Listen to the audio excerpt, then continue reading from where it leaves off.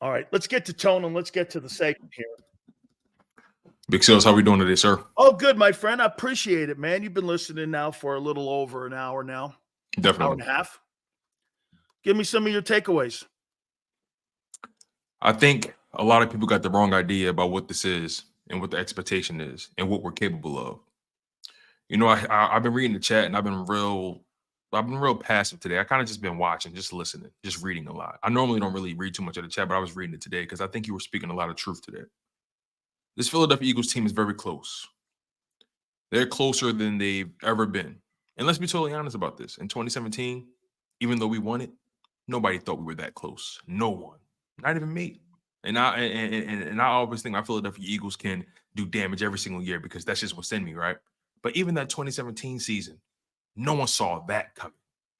But now you look at this roster, the 2022 roster, the 2023 roster, you see what they have. You see how talented they are. You see on both sides of the ball, you pretty much have Pro Bowlers and All Pros on damn near all three levels. You have a superstar wide receiver who's going crazy right now, can't be stopped. You have a quarterback who has the will of a champion. Only thing missing is the ring to match it.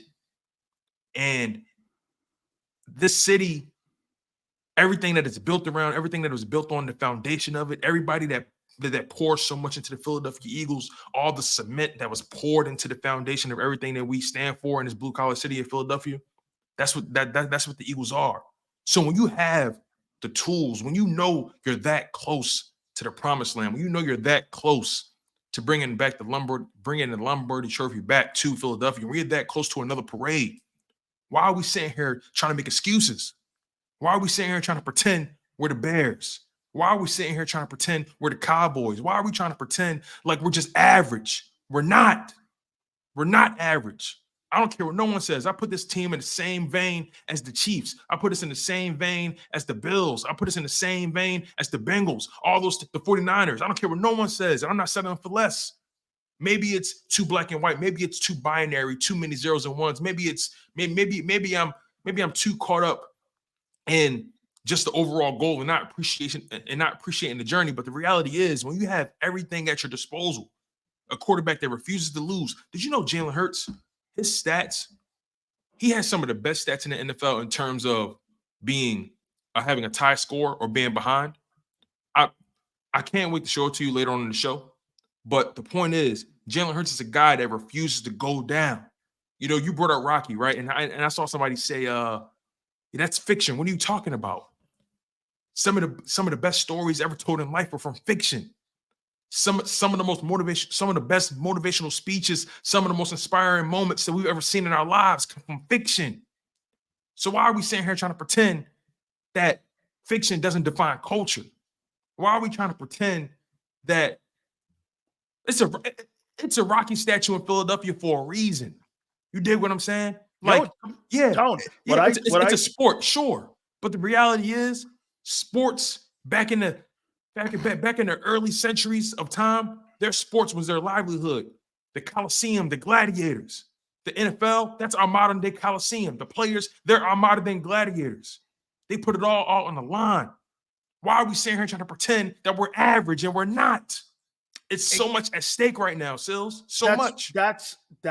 See, maybe I didn't do a good job telling people that when you come in here every day, it's not about bashing you. It's about opportunity lost. You don't want to have opportunity. Let me tell you something personally. Okay.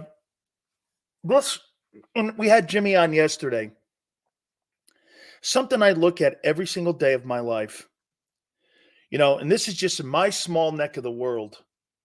I had everybody telling us, everyone, that we're the greatest college football team in 200 years. We were the greatest team. All we have to do is beat Penn State for the national title. 100 million people watched us that night. I played my ass off. I sat there. We won the national title next year, but it wasn't the same. Right. I sat there in my locker room. I said, fuck. I let an opportunity. And we played so great on that side, but we lost as a unit. Mm-hmm. Jimmy Johnson says in his book, hardest loss in his life, professionally, collegiately, was that game that night. Right. And when you lose an opportunity at being great, there's a sense of urgency that comes over you. And that's why we won it the next year. And to me, it made Jimmy a better NFL coach. Here you are here. I'm going to tell you this. I think the Eagles actually have better character this year than they did in 17 and in 22. And I'll tell you why. Because you didn't, hey, for all your reactions, can you believe we won it? Can you believe we won it? I'll tell you this, the players in the building probably were saying the same thing. We didn't believe that shit, Sills. The players probably couldn't believe it. Last year and this year, or last year, can you believe we lost it? That's more of an emotional scar. It was so hard than winning. Working the next day. Because before, when we won it, I wasn't in the sports industry at the time. You know what I mean? I was what was that? I was what was that? Jeez, man, I was fresh out of college basically. But my point is, like, when we lost earlier this year in 2022, when we lost, it was so hard working the following day, having to talk to the people, having to explain what happened. It was so hard for me to curb almost my emotion. I was embarrassed. 3 points. 3 points. Almost embarrassing, isn't it? Come on, man. Think about that Rams-Titans Super Bowl when the Titans were an inch away from winning the game. Look at this. You think that doesn't, in that receiver's mind for the rest of his life, right here, that will go down as a lost opportunity. That's why I tell you, Tone, that Rocky movie, man, the movie's not the fight scenes. The movie's in the building when the guy is offering you an opportunity at challenging yourself and challenging yourself to challenge others and to be in the room with the best and not to have fear, to strike fear down, to challenge fear, to elevate your own game, to elevate your own manhood. That opportunity, when he gave it to him and he goes, no, he was afraid to challenge himself. Absolutely. And then when the guy says to him, you can't let opportunity pass you by. That is the movie, dude, because he realizes it there. And maybe I haven't done a good enough job at explaining myself and how I come about doing a show like this.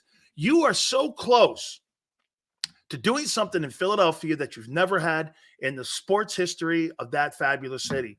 Is having a dynasty. You're arguably in the best time right now. You're in the from a talent perspective. This can be this. You can validate even last year. I don't think people understand where we are right now. I don't think people understand just how 23-4 or 23 and whatever it is, and 7-1, and they see things in the micro. Look at that. I want to show you this, Tone. That Miami Dolphin dynasty that was in the mid-70s. They got beat by the Cowboys in the Super Bowl in the first one. They were so laser focused the next year, they went undefeated, won the Super Bowl. Then they came back the following year, won another Super Bowl. To me, that's the greatest NFL team of all time. You know why? You won 3 AFC championships in a row. You won 2 Super Bowls, and one of those years you were undefeated. That's how you put a stamp on what your career was and what you do and how you do it. It's a sense, you know, Nick Bonacani told me, I go, when did you guys realize you were undefeated? He goes, man, we didn't realize we were undefeated until the New England game. That was the last game of the year.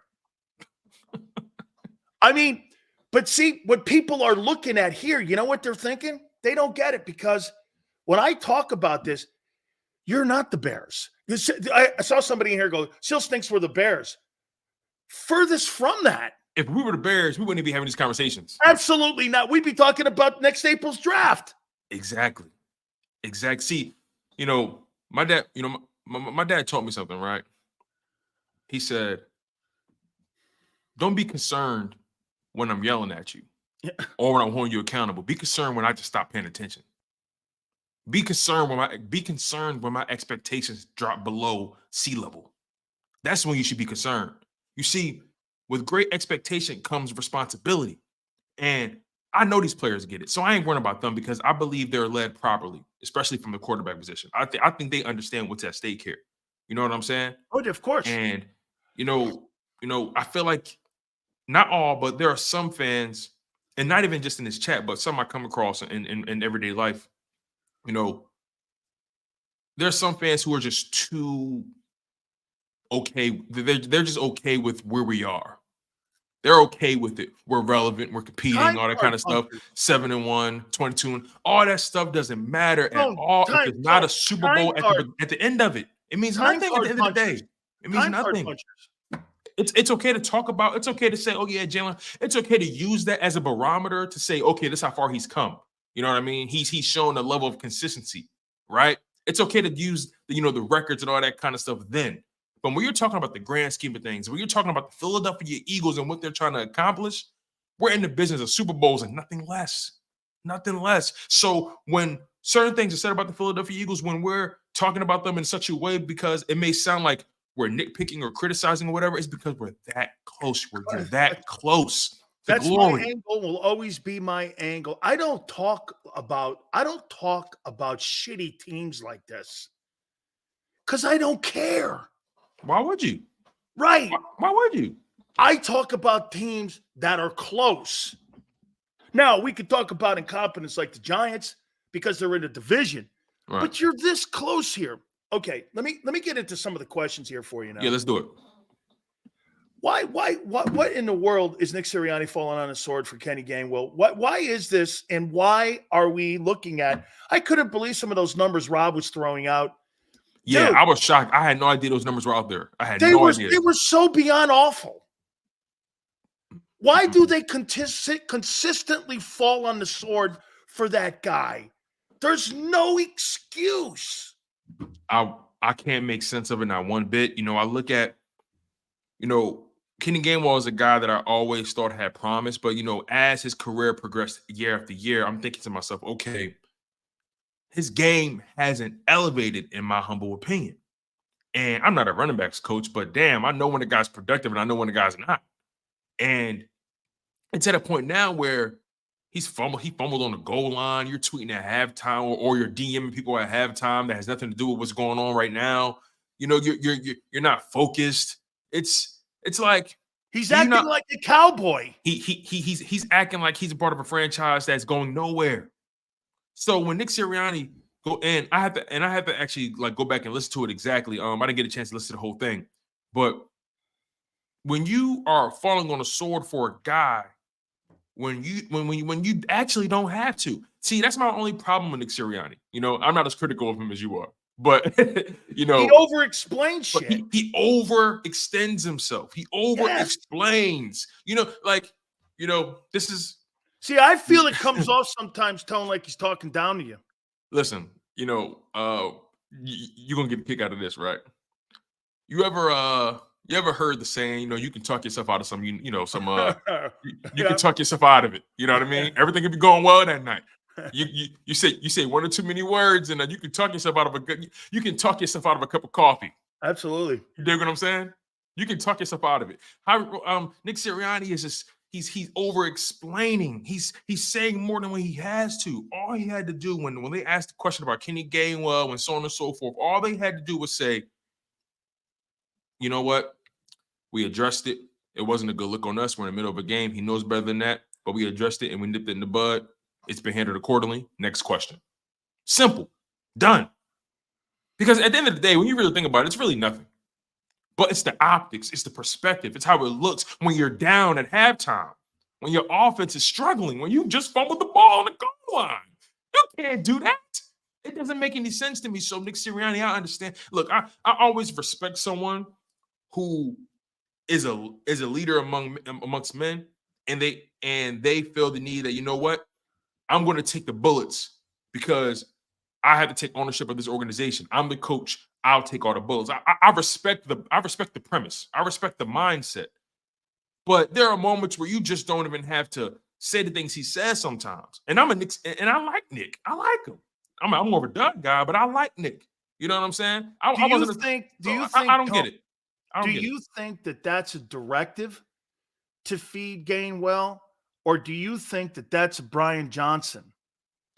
Because eventually, look, if you keep seeing these numbers, you have to know as a coordinator, You keep running a guy into a play who's going to fail every time. You don't run that guy in there. I think he's directed to play him. They see the numbers. They know he's not productive out there. They know he's not. Well, then get this. Then the They know he's not. coordinate. That can't be. That's not Brian. I don't think it's Brian Johnson. I think Sirianni has this infatuation with Kenny Gainwell's skill set. And the bottom line, so you know what it is? DeAndre Swift is everything he wanted Kenny Gainwell to be. That's what that is. And he feels like he can find a way to maximize Gainwell. My thing is, I think Boston Scott's better than him. I'm being honest. There were certain players that I feel like the city kind of goes hard for. They go hard for Quez Watkins. They've gone hard for Kenny Gainwell.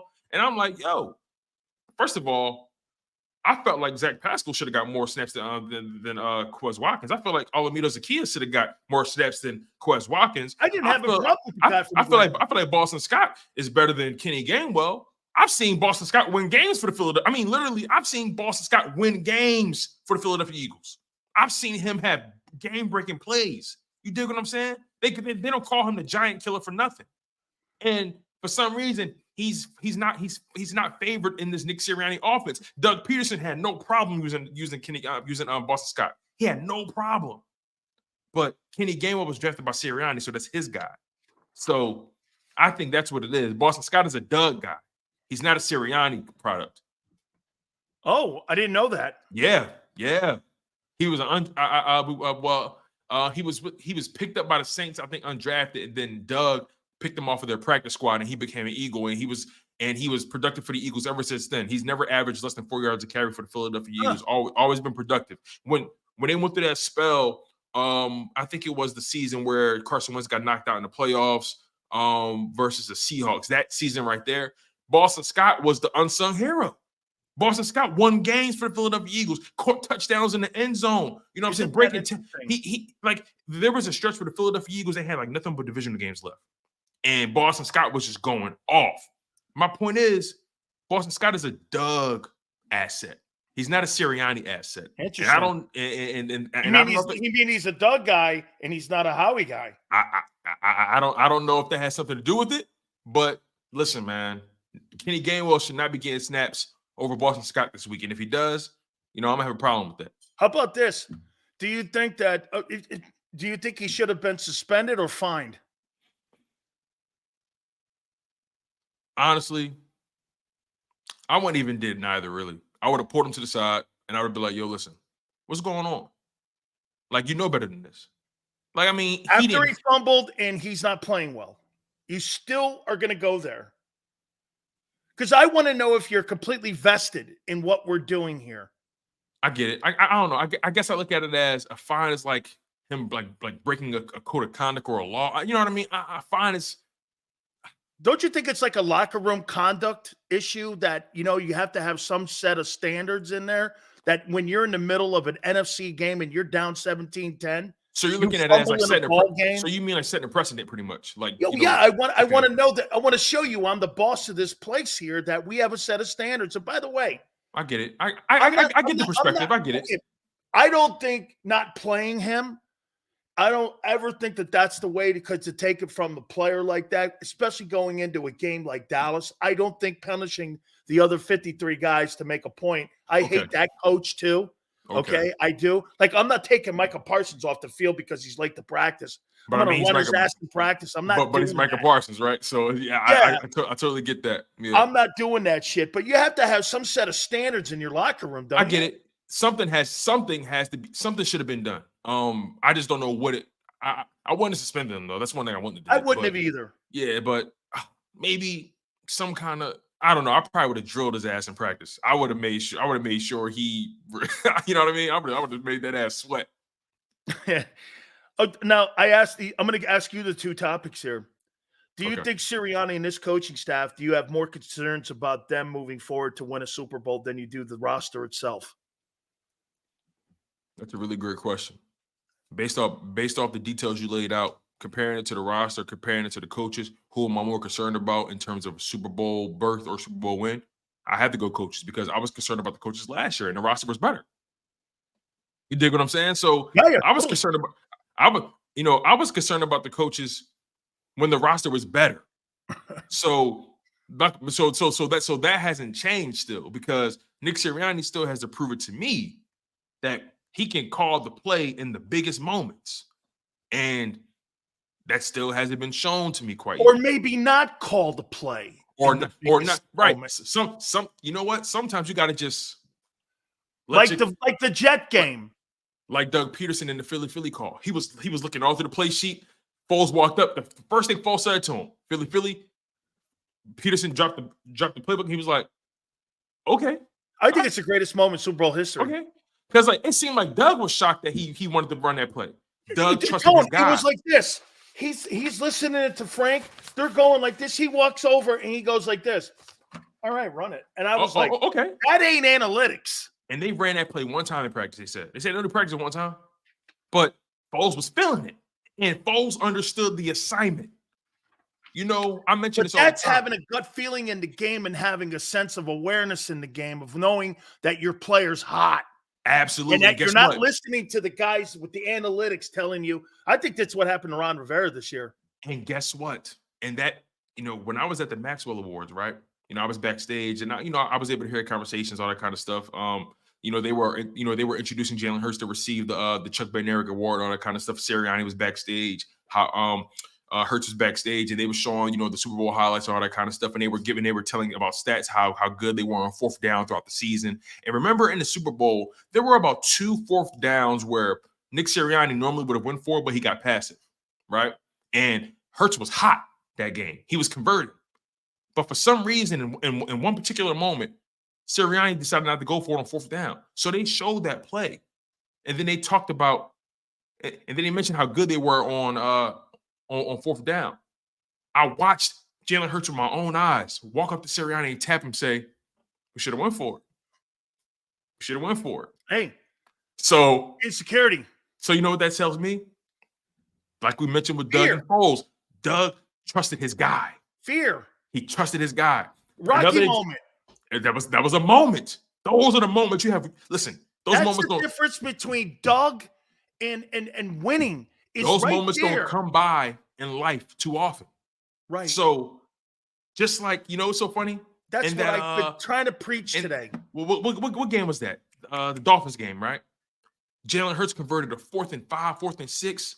He broke right, delivered a beam to AJ Brown. AJ Brown got to the 1-yard line. They called it a touchdown, but it ended up being on the 1-yard line. But he converted like a 4th and 3, 4th and 4, 4th and 5, something like that. And they scored on a drive, right? So Jalen Hurts is running back to the sideline. Sirianni's like, "That's why I trust you. That's why I trust you." Hurts says, "You should." What do you mean? That's why you should. It's no question. So we'll see what happens later on and down the line. I don't believe him. I don't believe Sirianni trusts him. There's no way in that Super Bowl last year. Because you know why? Tone, Sirianni doesn't trust himself.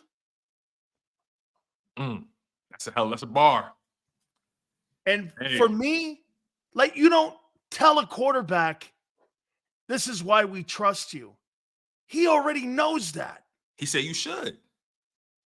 It's a dumb comment. It's a dumb comment.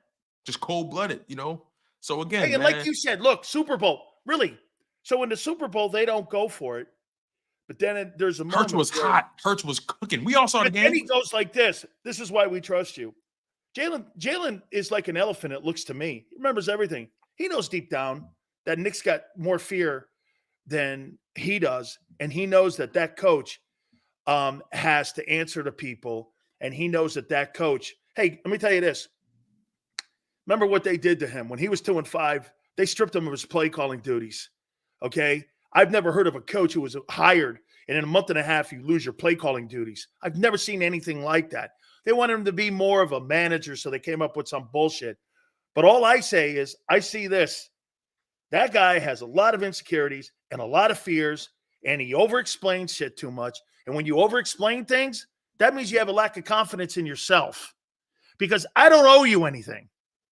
Okay? I owe my team comments. I owe my team my attention.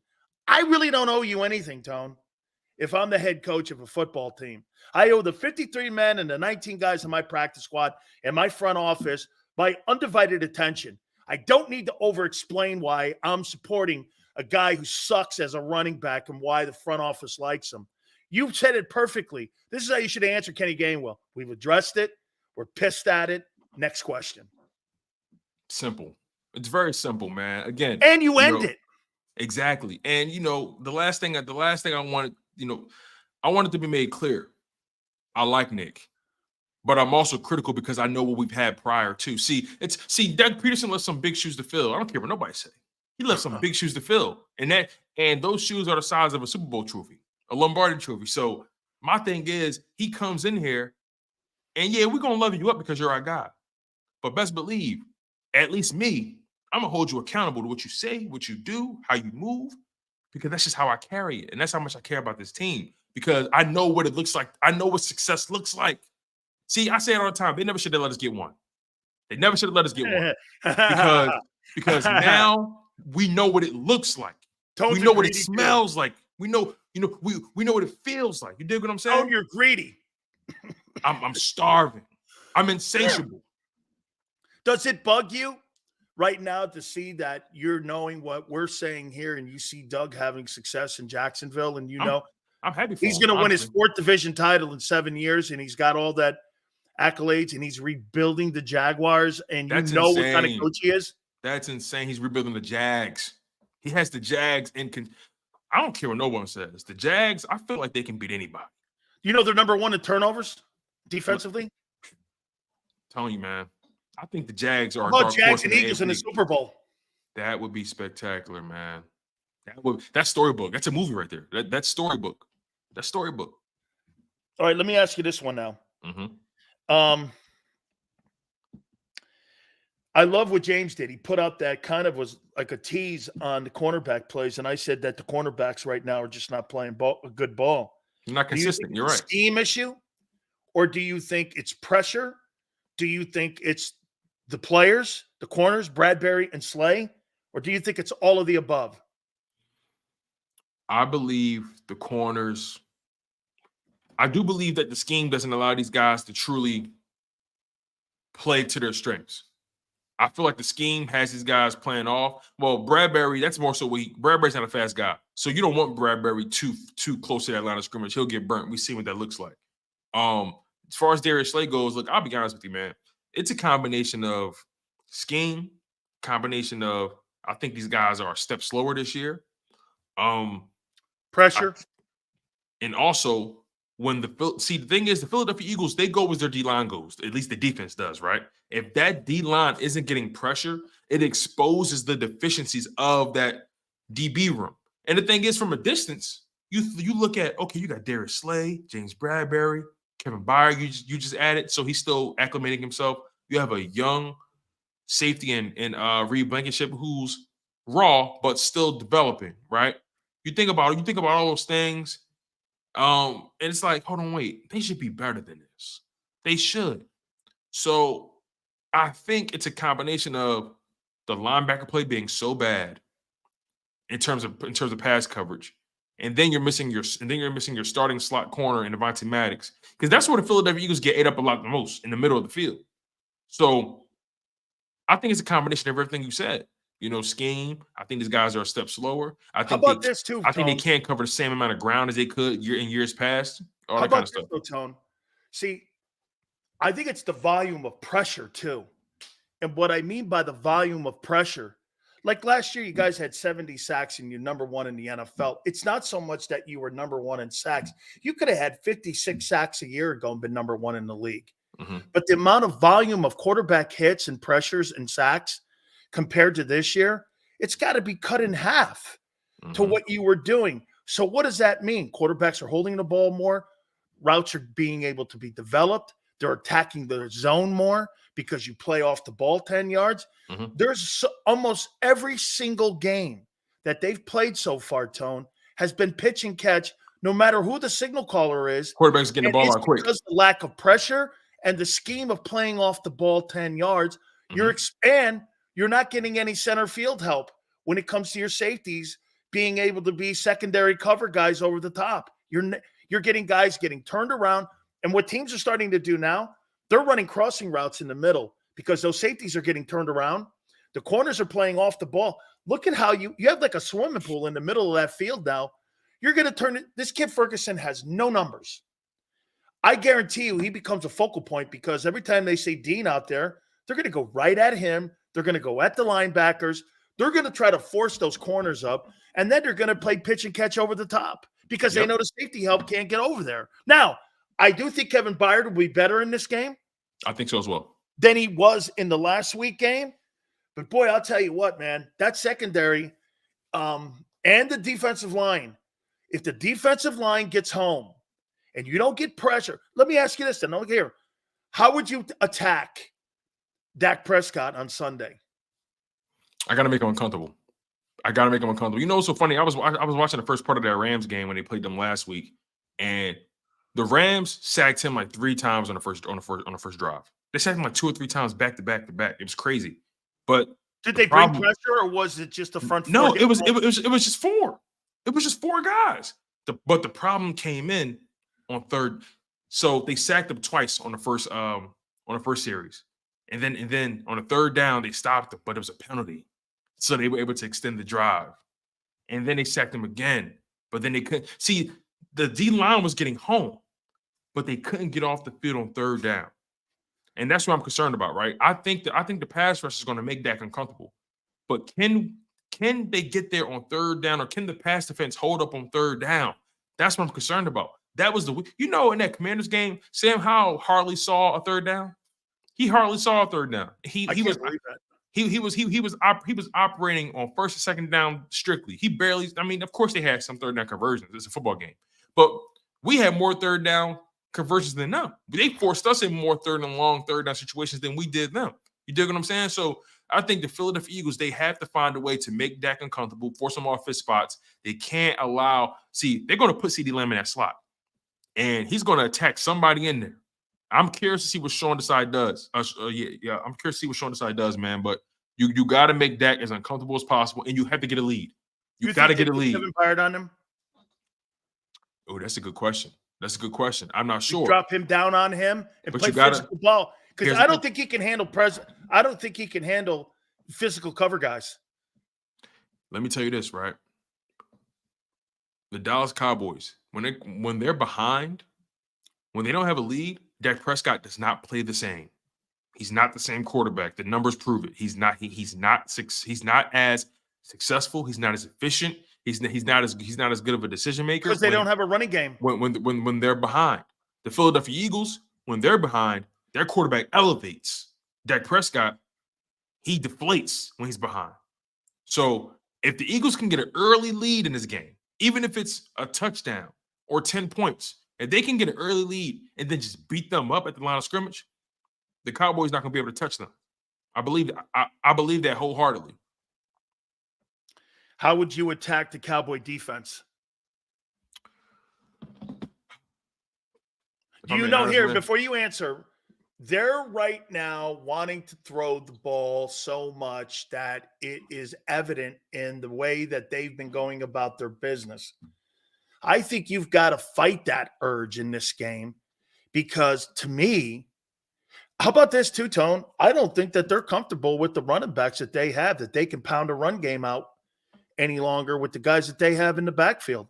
You know, the Miles Sanders loss is now being felt because I don't think they trust really to give the ball. Why won't you give the ball to DeAndre Swift 25, 26 times? Why not? Okay, you're not going to – and get this. I get the fact that you don't want to give it to him, but since you're not going to give Hurts 17 carries any longer, that affected – and it has affected the run game. You know what's affected the run game? Hurts' attempts.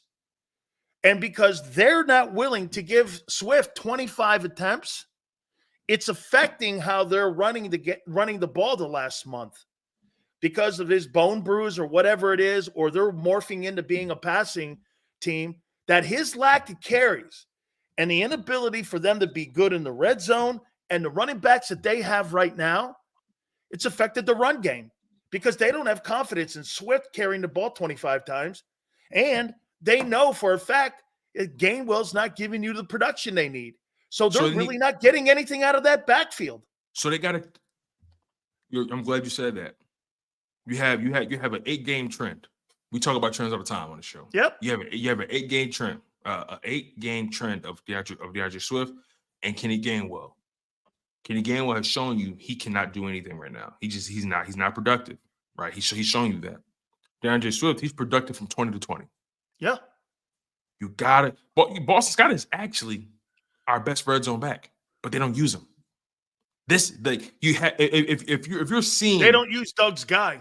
If you're using the limitations, or if you see the limitations in your running game right now, you change your pace. Do something different. Don't just keep trying to fit the same square peg in a round hole. Do something different. Get creative. Look at this. Ray goes like this.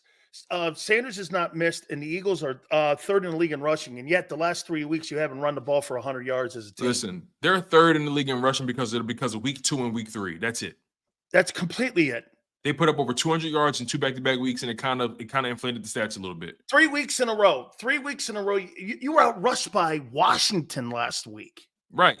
Like, I'm not paying attention. Listen, I don't care about where they're ranked in rushing yards. I'm looking at the trends. The trends. Don't stop looking at the overarching stats. You can get lost in that. Pay attention to the trends. The trends tell you who you are. They have not rushed for over 100 yards in 3 straight games. That tells you something. Pay attention to the game. Yeah, people are going to hang their hat on 2 games that are in like 2 months in the rearview mirror. 2 months in the ago. rear view. Being ranked. Okay, they're ranked 3rd in rushing or 2nd in rushing, right? So why didn't they put up more than 100 or 150 rushing yards on these past 3 teams? Tell me why they couldn't. Nobody can tell me that, right? So the reality is those overarching full season stats, through 8 games, they're ranked 2nd or 3rd and blah, blah, blah, blah. That means nothing. It means nothing. You want me to tell you how it means nothing? Prior to that Miami game, the Philadelphia Eagles pass defense was one of the worst.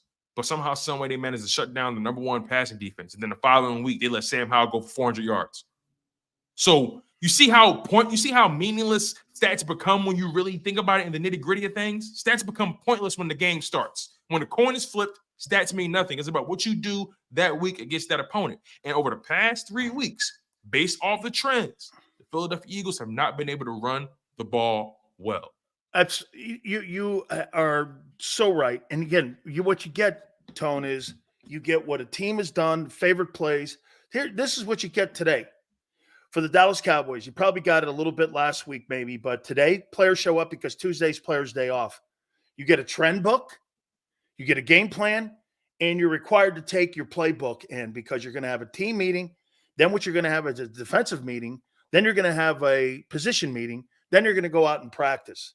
That's how teams operate. And what you do is you look at the trends, okay? So the last 3 weeks, this is what this team is doing.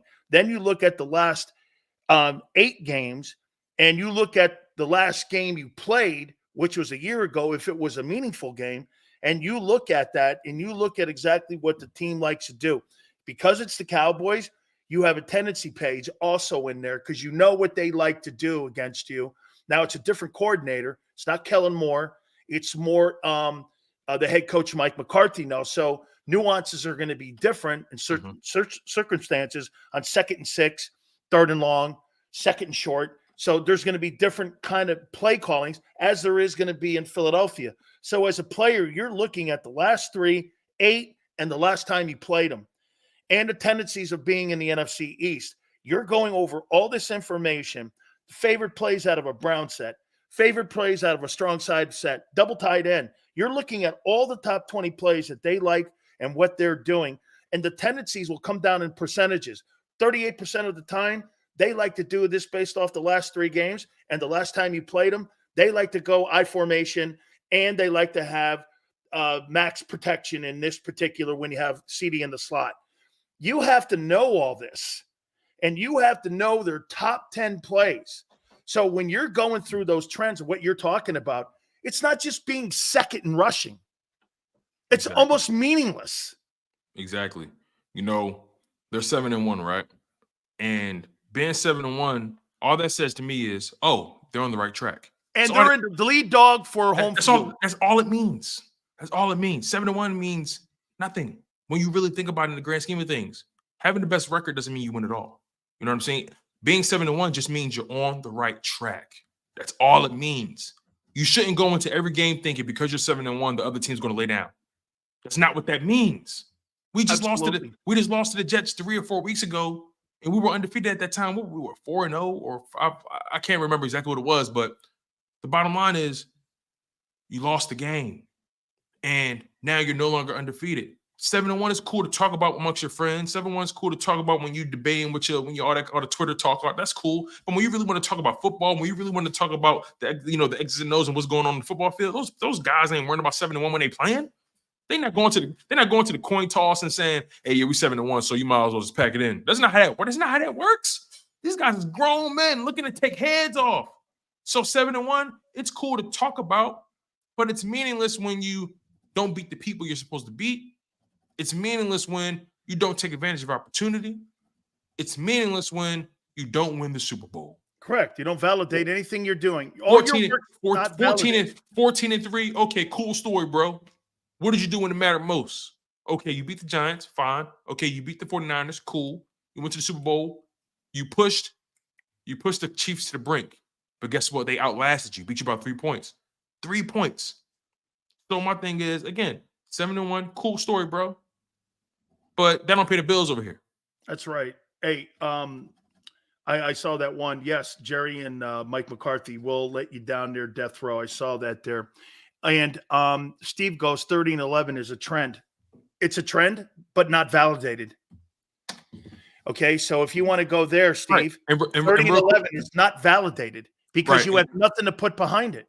Right, and somebody brought up stop mentioning Dak's 8-3 record against the Philadelphia Eagles, right? The reason we mention it is because it's a trend. It's a trend. Now he lost games in between. Clearly, he's 8-3. He's lost games, but it's a trend. So at the end of the day, Dak Prescott being 8-3, you're right. Ultimately, it means nothing. It's jargon, right? It's a trend, but it's jargon. It means nothing because Dak Prescott does nothing in the playoffs. Nothing. He does nothing. He's never been to a conference championship. He's not validated anything in his career. Right. So 8-3, it's used as a marker to say historically Dak Prescott has this level of success against the Philadelphia Eagles and this level of failures against the Philadelphia Eagles. That's it. That's all. That's all it means. I want to show you this here. One last thing here. I want to show you the difference between what the 49ers did at the trading deadline and what the Eagles did versus the Cowboys. And I made this point in the first hour. We tried to get Jimmy didn't want to say it. He thinks they've got a good team, and I get it. Yeah. I get it too. By the way, Dave Wonstat's going to join us at 4:32. But here's the difference. Howie Roseman and John Lynch both accept their failures in the draft so easily that they go out and make moves, Tone, and they expose their failures on a yearly basis. Hey, I need another safety. I didn't draft one that we can have right now to help us. And I let go. Hey, maybe Gardner Johnson. I know he was hurt. But when he was here, maybe we should have. Okay, I need a safety. I need a slot guy. I didn't really do a good job of drafting at corners. Well, let me go find 2 corners. Let me go find I need a wide receiver in here to help Jalen. Okay, let's go get AJ. Jerry refuses. Look at even the Niners. More depth at edge. Got Randy Gregory and Chase Young. They went out and got Javon Hargrave because they missed on that guy Solomon Thomas. Right. Okay, so for me, Tone, those are the teams that remain successful because at the end of the day, what they're doing, they're admitting failure, but correcting it as quick as they possibly can. And Jerry does this. Now, he loves his guys so much. And here is the prime example, overpaying and overvaluing and underperforming. It's the prime example for the last almost 30 years why the Cowboys are a one and done. And like you said, Harry Roseman Harry Roseman wasn't always the successful, right? He had to grow into this role. And, still Harry Roseman has managed to keep this team always in the mix. You know what I'm saying? Like his ability because he admits failure. Yeah, it took him a while to get there, though. He had to get there. He had to grow into that. but he's got to a point in his career where he's not wasting time just to waste time. If something's not hitting, that's why I'm kind of surprised the Kenny Gainwell thing is lasting the way it did, because Harry Roseman doesn't marry himself to running backs at all. But Harry Roseman has, again, he's always trying to stay ahead of the curve. He's always trying to continue to retool, reevaluate, reload. He's regularly just constantly, assessing the situation, right? And that's why, I understand we make our jokes about Howie, but in all reality, Howie's job is done. His job is done. It's time for these coaches to make something happen now. Is it? They have enough. You need to get that guy Gainwell's ass out of there. Hey, Tone, I got to take a time out of here. No, for sure. Let's do it, man. Hey, man, you were spectacular as always, man. I appreciate you, man. Just keep kicking ass. Our good friend Tone, every single Monday through Friday at 3:30. That is our guy. Hey, don't forget right now also, it is Happy Wing Givings from Hooters. How do you like that, right? Again, during this time right now, the iconic Hooter girls want to thank each and every single one of you by giving you November specials the entire month. Ice cold Coors Light drafts, $2.99. Get this, 25 cents too of every purchase will go to a local charity. The Hooter calendars are out. They got $100 in gift certificates too when you buy them for you to go into any one of the locations. NortheastHooters.com. That's NortheastHooters.com. Check out the specials, lunch specials, Monday through Friday, 11:30 through 3 p.m. Boneless wings, happy hour, Monday through Friday, 4 to 6, 6 items, $6. Try the fried pickles, sensational happy hour specials as well. Seafood Sundays, half price for you. Get the buffalo shrimp. Military Mondays, 20% off. Tuesdays, buy 10 wings, get 10 boneless free. And Wing Wednesdays, 1983, all you can eat for you there during this great November time. NortheastHooters.com. That's NortheastHooters.com. And anytime you roll into any one of the places, do me a favor. You tell them Big Sil sent you.